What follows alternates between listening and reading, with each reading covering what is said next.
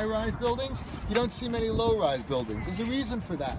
In the 30s, in the 40s, and the 50s, a lot of the older housing here was knocked down to make way for high-rise cooperatives. Now, in some ways, the original tenements were knocked down, and the people there sometimes lost their homes. But the cooperatives that were built here were designed and built by people in and around the Jewish labor movement. They built them to be affordable for working people.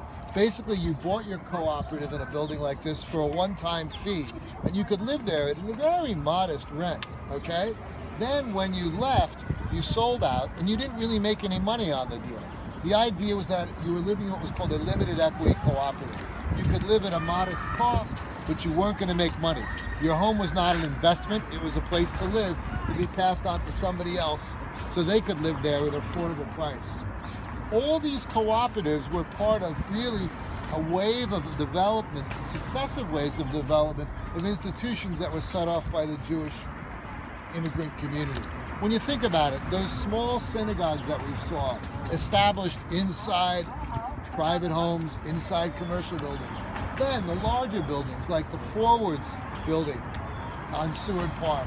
Then as garment unions, which were largely but not exclusively Jewish, grew, they flexed their institutional muscles and tried to build housing for their members. And it's this kind of housing that they built.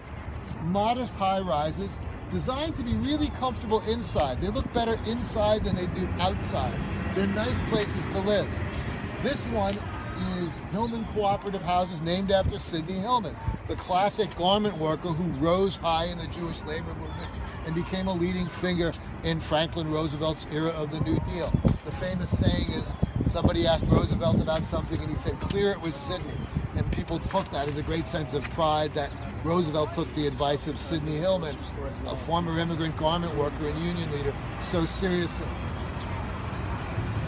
The predominantly but not exclusively Jewish garment unions worked with an outfit called the United Housing Foundation to build most of this housing around here, originally as cooperatives. When we walk by, take a look at that sign and read that credo by Sidney Hillman.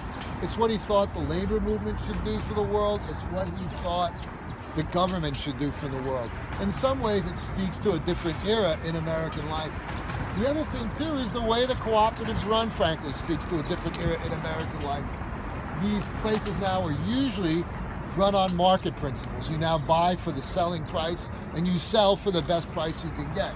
They're still great places to live. They're less expensive than high-end co-ops. But the bottom line is they are not deliberately run to be affordable for low and moderate income people the way they were when they were founded. So take a look at this